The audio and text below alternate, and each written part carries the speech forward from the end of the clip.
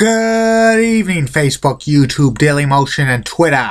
This is Rich again, back for your third and final video blog of the night for Monday, March 2nd, 2015, around 8:16 p.m. in Billerica, Massachusetts. It's about 29 degrees and cold. More winter weather coming tomorrow night and Wednesday. Some news to report. Rockets guard James Harden's been suspended one game for kicking LeBron James yesterday. And also the Patriots have put the franchise tag on kicker Steve Gronkowski. And CBS television distribution has announced it's renewing the reality court show Judge Judy into the 2019-2020 season. And that's about it on the news. My third and final video blog subject of the night is about my personality profile, and it continues this week of every day about Toronto Blue Jays and Toronto Maple Leafs players. Today I have a Blue Jays player. It's one of the best players in Blue Jays history, George Bell, outfielder.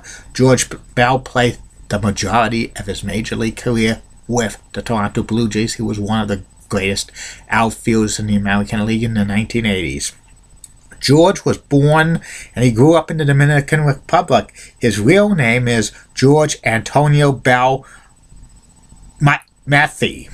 And he played baseball when he was young in the Dominican Republic. That's the most popular sport in the Dominican Republic, baseball.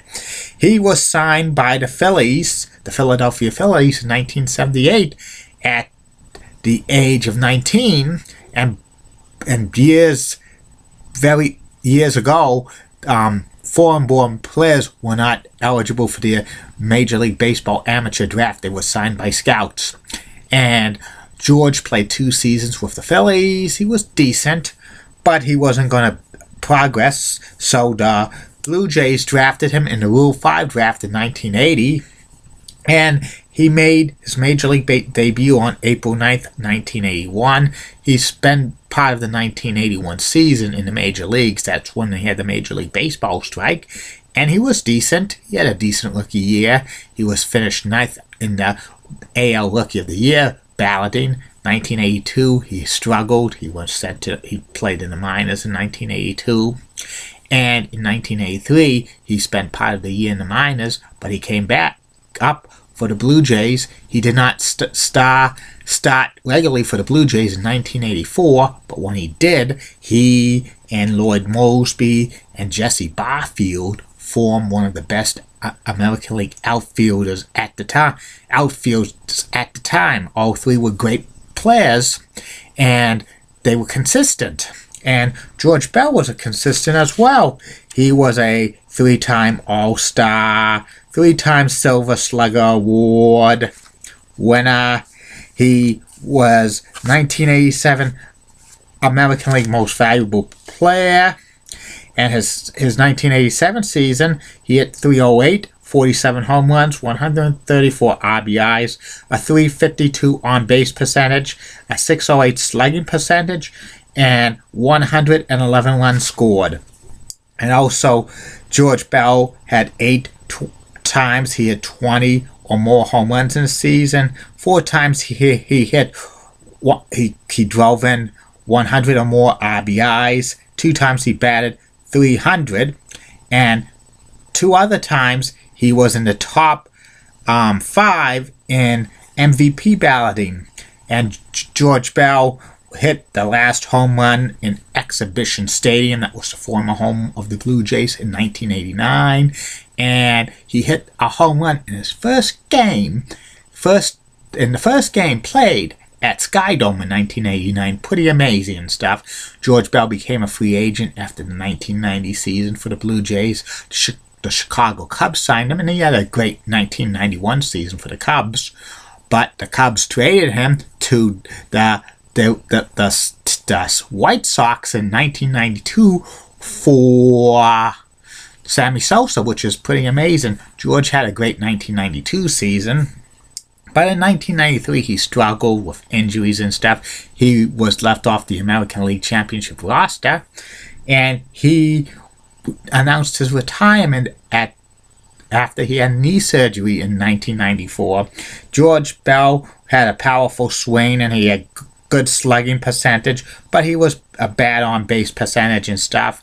And he had a very short career, which was .278, 265 home runs, 1,002 RBIs, and 1,702 hits. He was on the Hall of Fame ballot in 1999, but he didn't get enough votes, and he was dropped for future ballots. And George Bell had a short career, and his stats weren't like, he was not going to make the Hall of Fame anyway.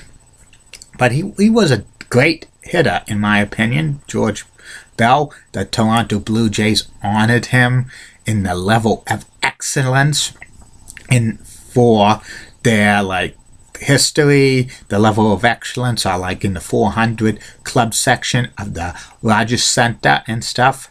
And he wore number 11 for the Toronto Blue Jays and stuff. And the Toronto Blue Jays has only retired one number, and that's Roberto Alomar. I think they have a policy they only retire numbers if the player made the Hall of Fame, and they've had significant contributions to the Blue Jays. And George Bell, I think, was a very one of the most feared hitters in the American League back in the 80s, and you didn't want to face pitchers, did not want to face him and stuff like that. And that's about it on George Bell. He's probably one of the top 5 greatest players in Blue Jays history. Well, I'm going to be back tomorrow. Facebook friends and YouTube followers and Daily Motion and Twitter. 3 more video blogs coming tomorrow. First video blog will be about the history of the NCAA men's basketball tournament on television.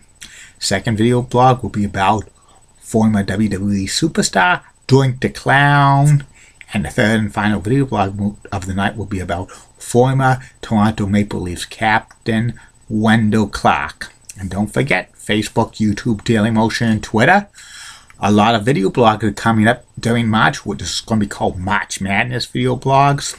There could be video blogs coming soon in the coming days and weeks about Kenny McCormick from South Park, tell you the character, the WCW Hotline, and the Nasty Boys, and the classic TV game show Jackpot, hosted by Jeff Edwards, and the MBTA Route 71, 72, 73, and 77A, the trackless trolleys, which are the 4 surviving ones from the MBTA, because back in the 50s, about 50 bus routes for the MBTA were trackless trolleys. I'll tell you about that. And there'll be more March Madness stuff and personality profiles slated for the next few weeks.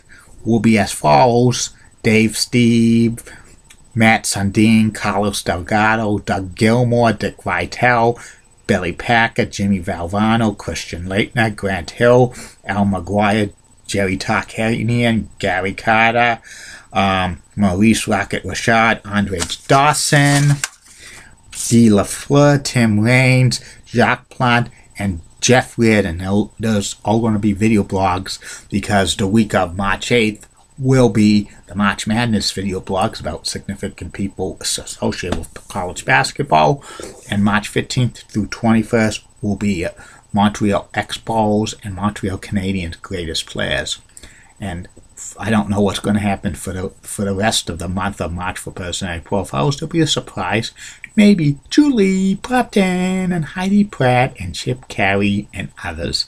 Have a good night, everybody. See you tomorrow. And don't forget, shout outs. If you want me to shout out or plug something, private message me and it will be plugged or shouted out. If you don't send me shout outs or plugs, I'm not going to do it. Good night and see you tomorrow. Bye now.